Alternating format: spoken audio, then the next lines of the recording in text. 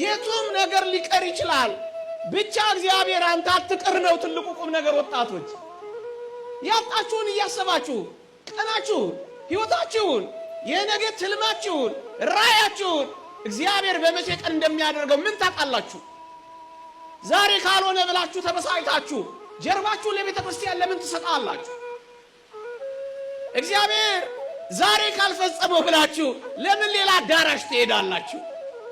እግዚአብሔር በቀጠረው ቀን ሊያደርገው ስላለው ነገር እናንተ እየወተወታችሁ ያለ እግዚአብሔር ቀኑን ለማሳጠር ለምን ጠንቋይ ቤት ትሄዳላችሁ? ለምን መተተኞች ትሆናላችሁ? ለምን ሲኒ ታስገለብጣላችሁ? ለምን ምቀኛ ትሆናላችሁ? ለምን የሌሎችን ሀብት ትሰልባላችሁ?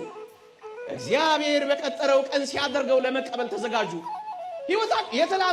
የትላንታችሁን እያሰባችሁ ዛሬያችሁን አታበላሹ። ወጣቶች ነጥብ ላይ መጣላችሁ፣ እጮኛ ላይ ይሳካላችሁ፣ ስራ ላይ ሆንላችሁ ይችላል። ዛሬ ግን ሌላ ቀን፣ ዛሬ ማለዳ እግዚአብሔር አዲስ ነው። ነገ ምን እንደሚያመጣ ስለማታውቅ ዛሬህን ለምን ታጨልመዋለህ? ወጣቶች ብዙ ወጣቶች ቀናቶቹን እያሰቡ ነው የሚጨልሙት። ወገኖቼ ከውጭ አይደለም ደስታችን፣ ከምናገኘው ከምናጣው ነገር አይደለም ሕይወታችን። እንዳትረሱ እግዚአብሔር ነው የኔና የእናንተ አለኝታችን።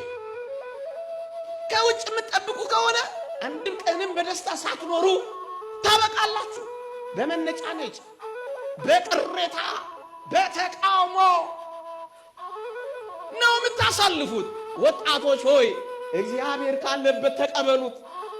የእግዚአብሔር እጆች ካለበት ውደዱት። እግዚአብሔር ካለበት አፍቅሩት።